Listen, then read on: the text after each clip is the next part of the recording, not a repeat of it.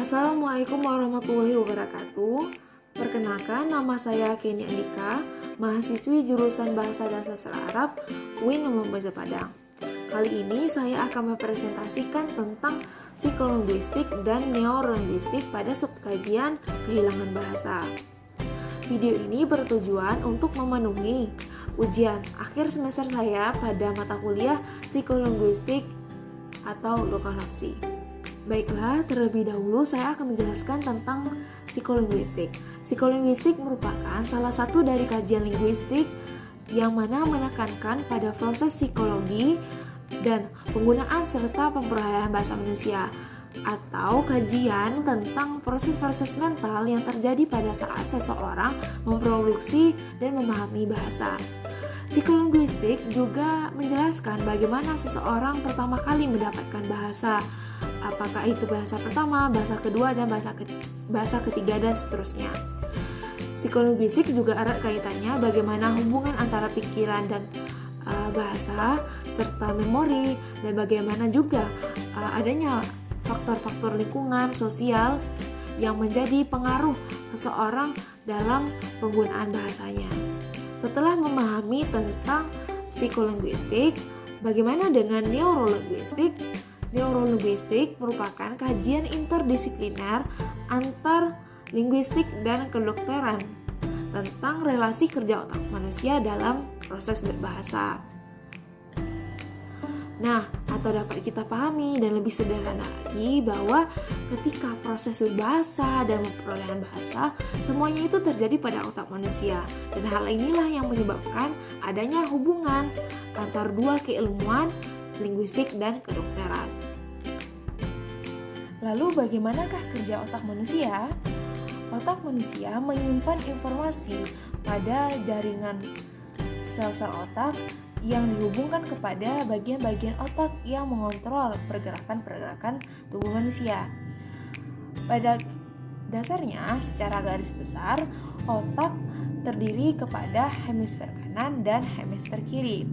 Hemisfer kanan yaitu mengendalikan bagian-bagian tubuh di sebelah kiri, sedangkan hemisfer kiri mengendalikan tubuh pada bagian kanan. Di bagian otak manakah bahasa itu diproses? Perlu diketahui bahwa jaringan otak manusia itu sangatlah kompleks dan saling berkaitan, termasuk padanya itu persoalan bahasa.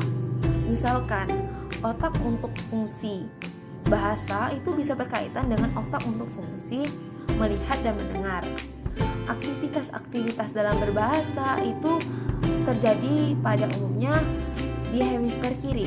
Namun ada juga sebagian orang yang aktivitas berbahasanya itu bisa terjadi pada tempat hemisfer kiri dan kanan, dan ada juga yang dominan kepada hemisfer kiri. Manusia memiliki proses produksi bahasa yang semuanya itu terjadi pada 3 bagian otak terpenting. Nah, yang pertama itu ada Wernicke yang bertanggung jawab kepada lexical planning atau bertanggung jawab kepada makna arti atau pemahaman ujaran. Nah, yang kedua ada Broca. Broca itu bertanggung jawab kepada grammatical planning atau bertanggung jawab kepada perencanaan tata atau pengujudan bahasa. Yang terakhir itu ada motor suplementer. Nah, yang mana dia ini bertanggung jawab kepada monitoring, yaitu bertanggung jawab mengawasi atau mengendalikan hasil ujaran. Proses berbahasa itu dimulai dari enkode semantik, enkode gramatikal, dan enkode fonologi. Nah, enkode semantik dan enkode gramatikal itu berlangsung di dalam otak. Sedangkan enkode fonologi itu dimulai dari otak lalu berlangsung di alat ucap yang kemudian berhubungan dengan saraf otak. Faktor-faktor yang mempengaruhi perkembangan bahasa itu bisa dari berbagai hal. Apakah itu bisa dari kognisinya, memperolehan pengetahuannya itu, ataukah dari pola komunikasi dalam keluarga, ataupun bisa jadi dia pemahamannya terhadap bahasa bukan hanya satu bahasa saja, tetapi bisa 2 atau 3 bahasa lebih yang dia kuasai. Dan masih ada lagi misalkan dari lingkungan atau sosial dan sebagainya juga dapat mempengaruhi perkembangan bahasa. bahasa seseorang. Kehilangan bahasa. Kehilangan bahasa itu bisa saja terjadi jikalau saraf hemisfer kiri terjadi kerusakan. Jikalau hemisfer kiri dianestesikan, maka bahasa itu dapat menghilang. Tetapi jikalau hemisfer kanan yang dianestesikan, maka kemampuan bahasa itu akan tetap ada. Dan dalam menerima bahasa, telinga kanan akan jauh lebih baik daripada telinga kiri. Karena hubungan telinga kanan dan hemisfer kiri itu akan jauh lebih baik dari telinga kiri dan hemisfer kanan.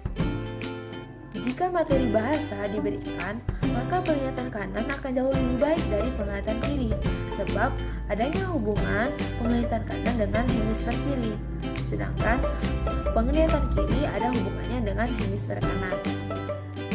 Sesuai dengan pernyataan sebelumnya yang menyatakan bahwa adanya kemungkinan seorang pengguna bahasa akan kehilangan bahasanya. Hal ini dimungkinkan dengan beberapa faktor yang menyebabkan seseorang itu dapat kehilangan bahasanya. Misalkan saja, seorang perantau yang datang ke Amerika yang notabene-nya menggunakan bahasa Inggris dan dia berasal dari Indonesia yang bahasa ibunya tentu bahasa Indonesia. Ketika sudah lama di negara asing dan tidak lagi pulang misalkan beberapa tahun, sehingga kebiasaannya itu terus menggunakan bahasa Inggris dan lambat laun bahasa Indonesianya dapat mengikis dan menghilang. Sebab hal itu tadi, karena kebiasaannya sudah menggunakan bahasa Inggris. Dan hal ini tidak menutup kemungkinan bahwa bahasa ibu dapat hilang dengan sendirinya jikalau tidak lagi digunakan dalam kehidupan sehari-hari. Itulah pemaparan dari saya tentang psikolinguistik dan neurolinguistik pada substansi kajian kehilangan bahasa. Dan yang terakhir dari saya bahwa antara keduanya saling berkaitan satu sama lain dan juga kehilangan bahasa memungkinkan terjadi bagi seorang pengguna bahasa. Kalau banyak salah, saya mohon maaf, maklumi saja, saya masih mahasiswa dan perlu banyak lagi belajar. Dan terakhir, Assalamualaikum warahmatullahi wabarakatuh.